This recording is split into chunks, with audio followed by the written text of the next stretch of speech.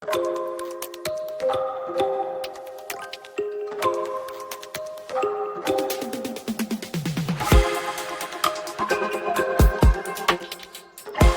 to Recovery Reach by Recovery.com, where we talk with marketing and business experts in the substance use and mental health treatment industry to help grow your organization's impact. Because the more people you reach, the more people you can help. Today's guest is Jake Gorman, COO of MGMT Digital, a full-service behavioral healthcare marketing agency. Jake shares how to build a winning lead gen strategy using an omnichannel mix, why SEO alone isn't enough, and how conversion data powers smarter ad spend. If you're in marketing treatment, don't miss this one.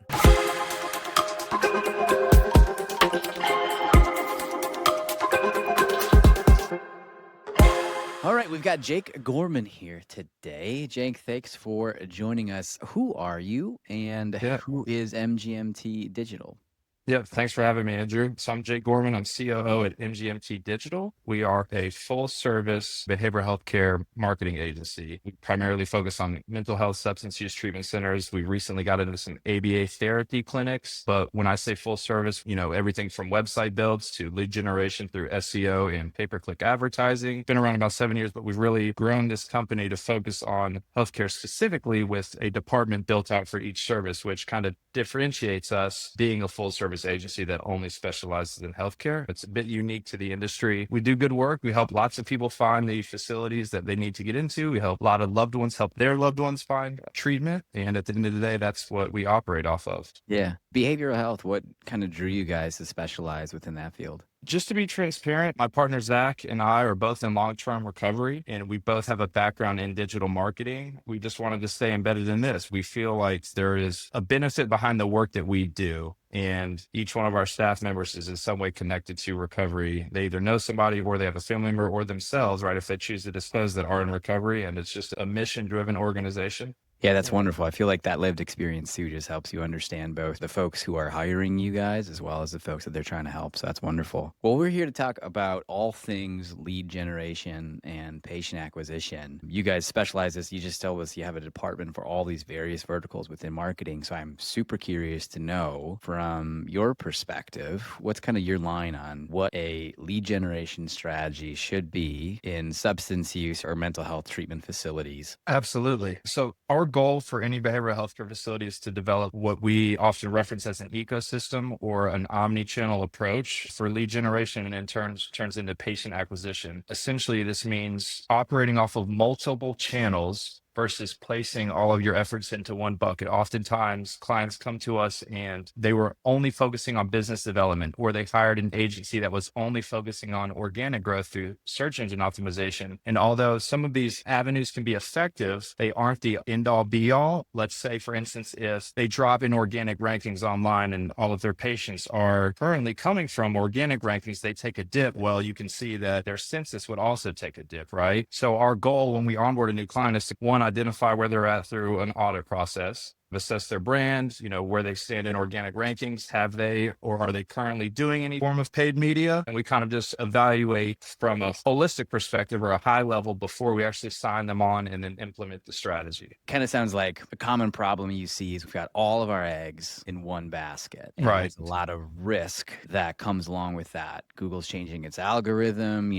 4 or 5 times a quarter. And if you're only dependent on that channel, you're going to have some pains come algorithm change time. So you guys are auditing, figuring out what's going on. Absolutely. How do you kind of tell your clients like what mix is going to work for them? Before we even get into any type of keyword targeting or paid advertising, essentially we want to take a look at the website first. We take a look at the branding at the website, because at the end of the day, all traffic that we're routing either organically or paid is routing back to this website. We want to make sure that the branding is cohesive, the message on the site actually resonates with the end user, and most importantly, that the website is optimized to assist in lead generation or generating conversions in some form or perspective. And then obviously it has to be a mobile responsive, or what we call a mobile first website. Once we assess that, some clients come to us and their website is perfectly fine with a few small tweaks. We get it to where it needs to be. Other times we're just very transparent. We rebuild the site, do some new branding, new logo design, and then we're ready to rock as far as SEO and our pay-per-click efforts are concerned. One other thing we try to do, if we are rebuilding the site for a brand or a treatment facility, we want our sites to be unique in the perspective that like we don't want two of our clients to look the same. So we're real big on that. We spend a lot of time making sure that we can accomplish that goal. And then we launch them into services as far as lead generations are concerned. One thing we do look at, to your point though, that we look at first is our SEO strategy always involves dominating the local market first, right? If you're not ranking well and you're not producing leads in your local market, then there's no sense to go move into a national campaign first, right? So to your point, every client is different. Some clients come to us, they've had an agency or in-house team that's been working on SEO for them for a number of years, which is great, right? They have a base. So we will identify that in the low-hanging fruit keywords. These could be in positions 4 through 15. Our initiative when we first start with them would be to get them bumped up to the first page. On the other hand, we work with a lot of brand new facilities, some that have not even opened their doors yet. So the strategy is going to change for them a little bit first. It really comes down to allocating the time and then the marketing dollars behind each client appropriately, right? So if someone's got a good SEO base, we're obviously going to invest a little less into pay-per-click versus the opposite. If someone comes to us and they are a brand new facility and we're helping them launch, we have to make sure that we allocate the dollars more on the pay-per-click or the advertising side, because when you open your doors, you have to have leads coming in to help these clients get into treatment and to keep the business afloat. So the strategy changes just a little bit, but with SEO, we're at the mercy of each search engine's algorithm. So we often try to maximize what that client has allocated to spend on our digital marketing efforts. Is there kind of like a minimum viable marketing mix? You know, we're talking omnichannel, and maybe I'm getting a sense that initially it's like, all right, if you got one channel that's working, let's kind of double down a little bit. But when do you start looking to like expand and make sure that your eggs are getting distributed as they should? It's a great question. So honestly, we try to start that process from the very beginning. I've got an example for you. If we think about this sales funnel, right? So you've got the sales funnel, you've got SEO, which is more mid-funnel. Not all users are looking to convert at that time, right? But then we've also got something like expanded search ads, or now they're just referred to as search ads on Google. That's going to be bottom of funnel, the warmest type of lead you can get. So we're going to make sure that that warm lead maybe gets allocated about 75% of the total budget. SEO's mid-funnel will allocate about 10 to 15% there. And then you have other search engines such as Bing, right? Or DuckDuckGo. These are obviously smaller search engines. I believe if we're talking about Bing, they have about 14% market share in comparison to Google's 82 last time I checked. So you want to be on both platforms, but obviously the marketing dollars that go behind each have to be different, right? The platform with more users is going to get more dollars, right? But at the end of the day, Bing, all those smaller search value, it still can generate leads. You just don't put as much money behind it. And then if you get into something like Meta, right? This is again more mid-funnel. The strategy changes. We would serve ads to customers or potential clients, I should say. And maybe the strategy involves showing that same creative to them 3 times. Not all of them are ready to convert. Some may know that they need help for addiction or mental health, but they may not be ready to go into treatment. So we often design a creative just letting them know that help is out there. We'll configure the campaign to serve to the same person about 3 times if they choose to interact, just to stay top of mind. But if we can nail all this down in the beginning, then it's just about toggling on and off what's working. How many different channels do you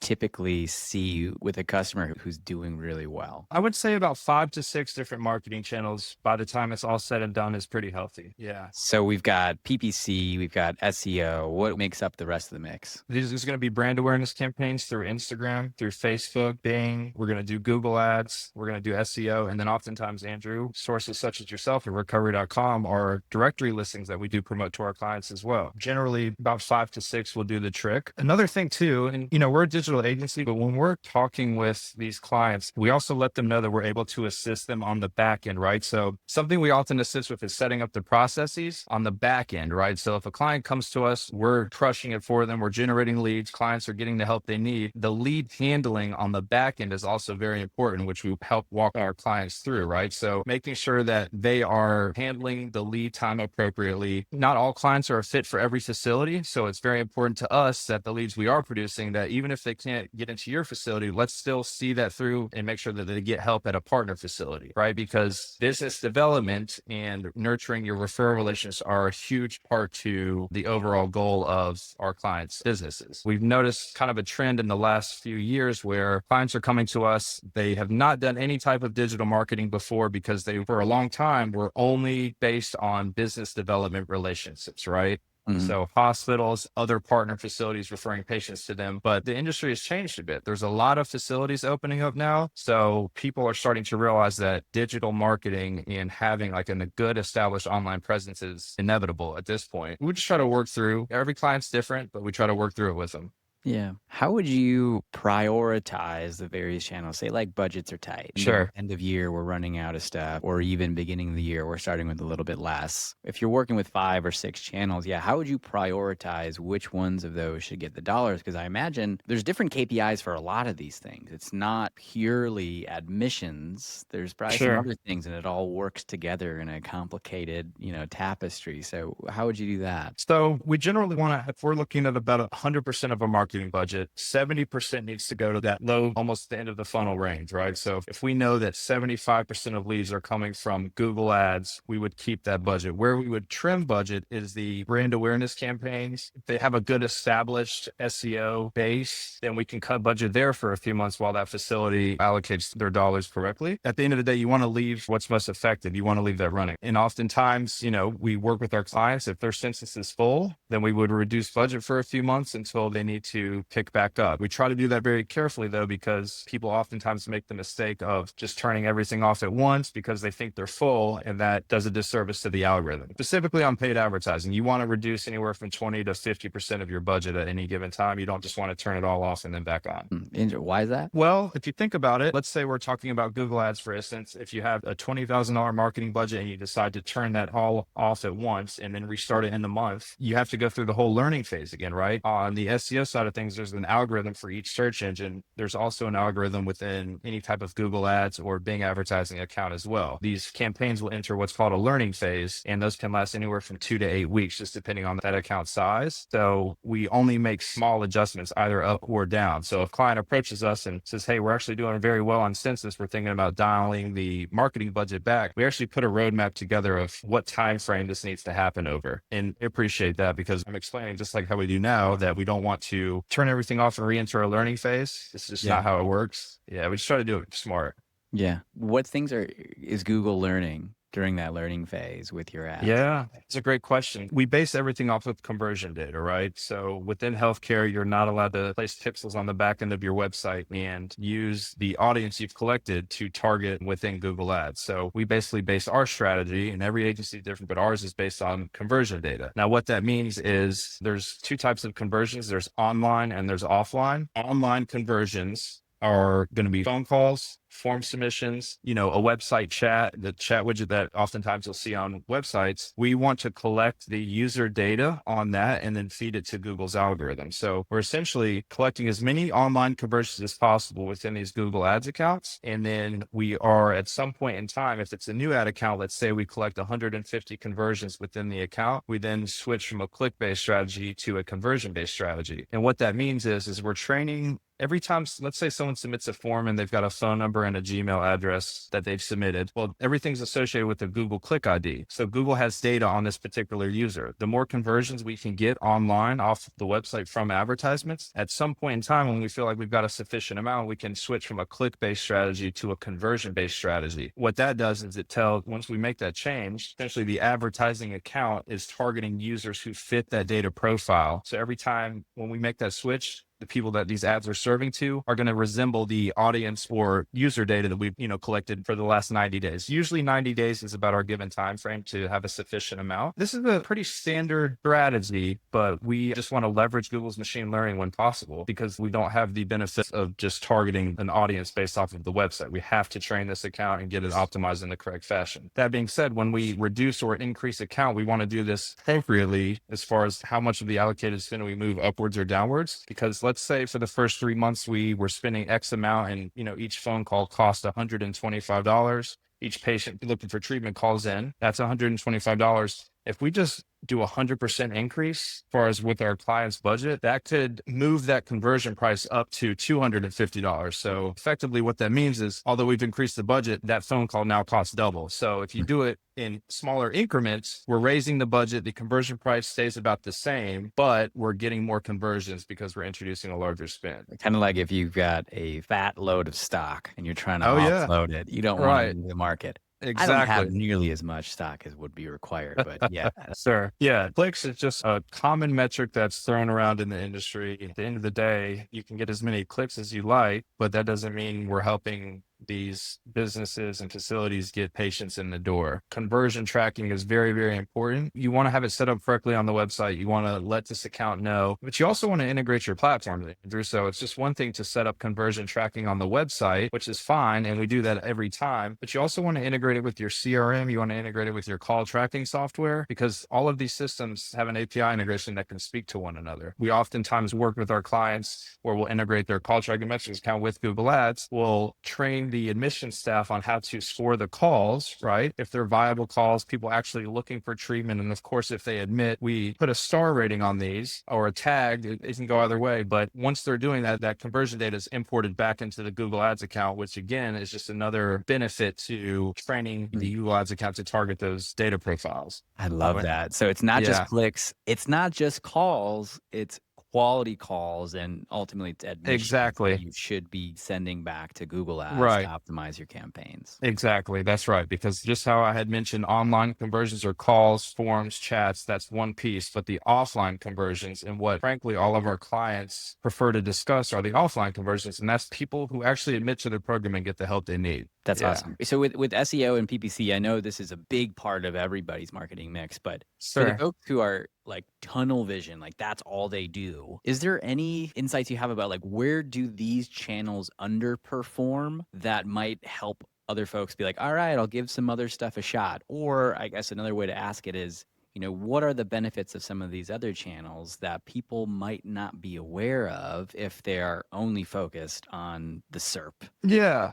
Well, so I think one item is on the topic of SEO that people fall short on. And again, it circles back to making sure that you dominate your local area first and your local keywords you have a good foundational ranking for. Because if you think about it, if you're located in, Charlotte, North Carolina, but you're not ranking for any Charlotte keywords and you're worried about ranking nationally, well, you're missing this whole demographic and population of people that are located in the same city your facility is located in. So you always want to make sure that's established first. The second piece too that I see a lot of people get wrong with SEO is just worrying about the trend line of traffic on a website. We're real big on focusing on transactional and commercial keywords, making sure that, hey, when a user performs a search query, that they're actually looking into going to treatment versus an informational topic, which may generate a lot of traffic, but it's not relevant to someone actually looking for the service that you're offering. Transactional and commercial keywords oftentimes have much less traffic, but have a higher conversion rate. So we're not always just worried about that trend line going up and, hey, we've got a lot of clicks on the website, but we're actually focused on making sure that our clients' websites rank for transactional keywords that are going to help people find their facility. Yeah, I've talked to a lot of folks, and the keyword will be like, "Oh, we're ranking for how long does cocaine stay in my body?" Exactly. We're getting tens of thousands of hits every month. Right. We're doing great. No, what's happening with those folks? And I guarantee you, that's an educational, informational intent search. Those folks Absolutely. aren't looking to admit into a program. Yeah, I mean, that's absolutely true. It looks good on a trend line, but those keywords they're not helping people get into treatment. Another area I'd see on the SEO side of things that we place a lot of emphasis on is domain authority. So this is how credible is our client's website in the eyes of Google's algorithm or any other search engine for that matter. And domain equity or domain authority, there's a few ways to do this. A lot of it's through backlink acquisition, and we're very big on making sure that our client sites are getting linked to from credible resources. It's very time consuming, but if you've got, website A and website B and they rank somewhere similar as far as keyword rankings go, the site with the higher domain authority is going to be pushed up farther into the results, which makes your brand visible and people land on your site before the other. I think a lot of clients don't understand that in the beginning, but we do place emphasis on that.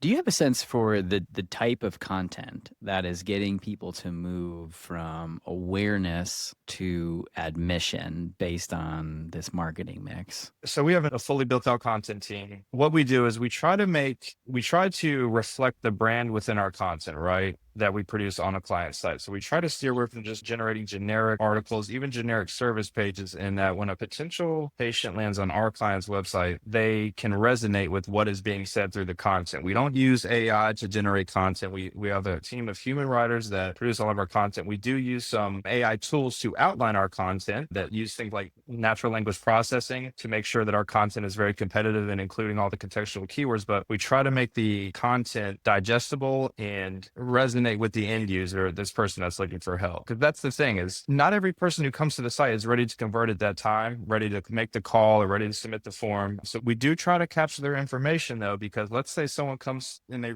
read a piece of content on the site, they're interested in treatment, or they know that their loved one needs help. They can fill out an ebook form is oftentimes what we use just to get some general information. And once we capture that information, we set up a drip campaign. So basically they would get like an initial email, lets them know, here's our ebook, thanks for filling that out. And then we would set up a drip email that would essentially send them first a weekly, then a bi-weekly, and then at the month mark, and just continue to following up with them, letting them know the help is there. It's all about staying top of mind. And we have seen that to be very effective. Someone may fill out a form and then 3 weeks later, they actually make the call, or they've had time to discuss with their loved one about their treatment options, and then they call in. So nurturing the leads, that's more mid-funnel, but we do that because it is effective. Yeah. And with these nurtures, are these like, what's the goal of these emails? Is it to just be of value so they continue to open those emails up? Do you want them to take a specific action? Are you asking them like, call our admissions team now? How do you look at those nurtures and what CTAs you are looking for? It's not more so, hey, call our admissions team now. This is different from like e-commerce. We're not selling a product. We're trying to give people help they need. It's more about just being subtle, just letting them know help is there. Of course, on that page somewhere, there will be the phone number, or if they are interested in doing some type of insurance or benefits verification, that is there. But it's more so just letting them know like, hey, this is what our client's program offers. Here's some unique characteristics. Sometimes we even just throw a general newsletter in there about, things our client is doing at their facility, something that's going to resonate with them. And then hopefully, if they see something that they're interested in, or that day may come when that potential client is just ready to make the call, they receive that email and they end up at least contacting someone at the facility level to discuss a treatment option that's right for them. We personally do not like to be pushy, because I know everyone's seen like spam emails. You get them over and over and over again, and then you're like, hey, I'm done with this. We try to be a little more subtle with it. I like that approach, especially I feel like in this industry, just barreling people over the head with these constant, contact admissions just isn't a great strategy. No. But like you said, the goal is like to stay top of mind so that Exactly. when they themselves have decided like, I need to take this next step, you're there. You weren't pushy. You didn't turn them off, and now you've got a call. So we talked about SEO, we talked about PPC, some of these other channels, social media. I'm just curious, what types of success have you seen your clients have with these other channels? And kind of how does like a social media goal or social media KPIs differ from what you would expect or try to get with SEO and PPC? Yeah, that's a great question. So social media in our eyes is more mid-funnel. Some people would argue that, but I can just tell you based upon conversion rates, it is in comparison to search advertisements. Generally, what we like to do on social media for our clients revolves kind of around video, right? Video is huge this day and age. We always advocate and help our clients get a couple types of videos created for their brand. And I can just tell you too, so I always refer to one as like the marketing video. This is generally a minute to a minute, 30 seconds, kind of short, brief, highlights the key points of that business. And then two, something that we have found to be very, very important is the mission style video, right? Why did you open this treatment center or behavioral healthcare facility? What sets you guys apart? And we often advocate for staff members to get on these videos. I guess the personal attachment to the business itself resonates with the end user very much so. And we usually run these on like carousel ads with social media. And we have found like the engagement rate to be particularly high with the mission videos, just because users usually watch these all the way through. They'll comment, and then we oftentimes will. Something very effective we found lately are the messenger campaigns. People may not be ready to call, but sometimes they don't mind sending a message to the treatment facility, and then they just have like a general discussion over message with the admissions team. We allocate a smaller amount of the marketing budget for our clients onto social media, but at the end of the day, it's more focused upon brand awareness than it is for lead generation. At least at MGMT, that's what we do. And these either can be run on a local or national level, but usually the carousel ads with good video content are very important. Not to change subjects too much, but nowadays with SEO, right, we have a lot of clients that are asking us, hey, how important is video? And it's very important. Search results are now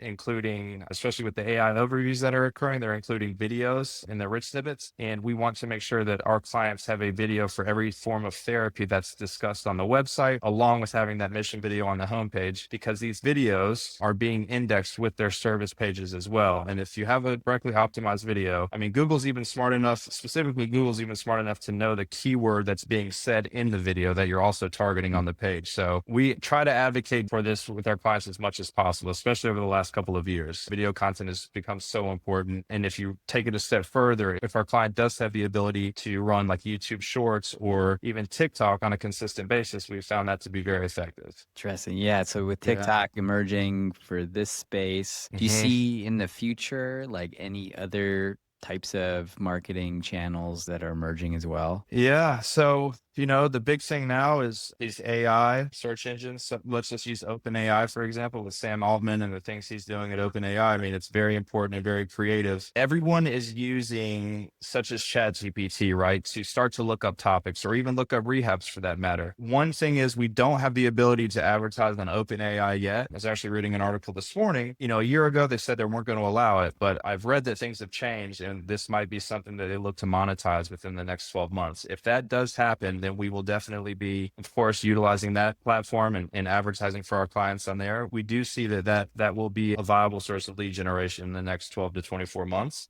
along with any other language model. But that'll be the big one, though, in the next 12 to 24 months. Yeah, I know there's a lot of folks out there talking about how do you optimize your website for AI. And I'll tell you, just putting ads right on ChatGPT, that's a whole nother frontier. It is kind of exciting.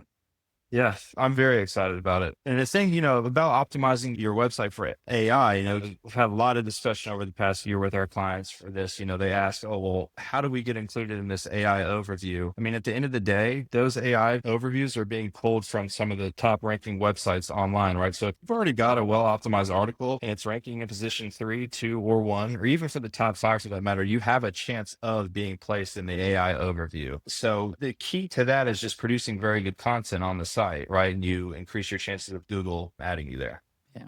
Yeah, right on. Yeah, good SEO appears to be good. Right. Yeah. Yeah, absolutely. Excellent. All right. Well, we're kind of coming toward the end here. I'm just curious, we like to ask, do you have any marketing myths that you wish to debunk or any kind of hot takes that folks don't quite get within the industry? Yeah, I would say the most common one I hear is Google Ads doesn't work, and it's not true. If it's set up and optimized correctly, it is one of the, if not the most, as far as on the paid side of things, most effective strategy possible. I think that the accounts need to be set up correctly. The correct bidding strategy needs to be run. But, I see the biggest mistake. A lot of our clients will come in and say, hey, I was with this agency for 60 days and we ran Google Ads and I wasted $20,000. Then they sign on with us. We take it a little bit slower. Kind of was explaining the strategy about increasing the allocated spend, but then we turn that viewpoint right around. It is effective. Yeah, interesting. Why do you think they were not seeing success? I guess I'm surprised. I figure like everyone just like ads always work. We'll do ads more. Well,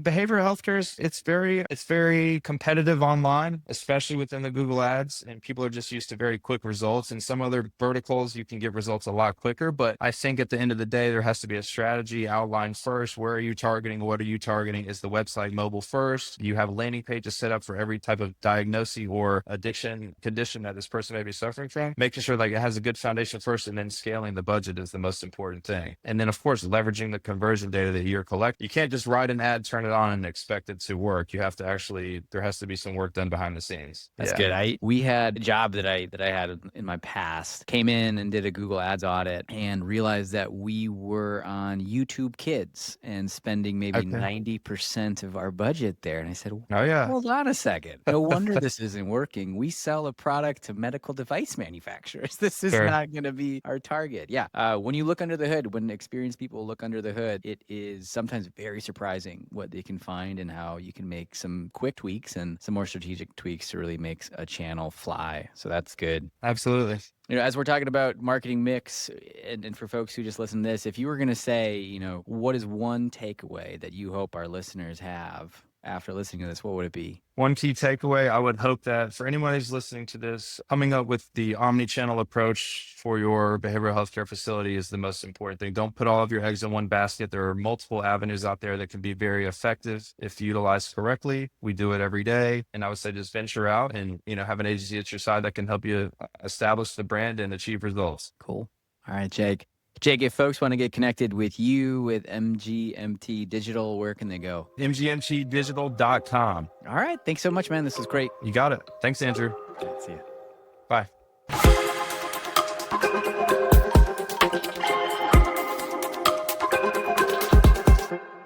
That's today's episode. Thanks for listening to Recovery Reach. We'll see you again next week. And remember, the more people you reach, the more you can help.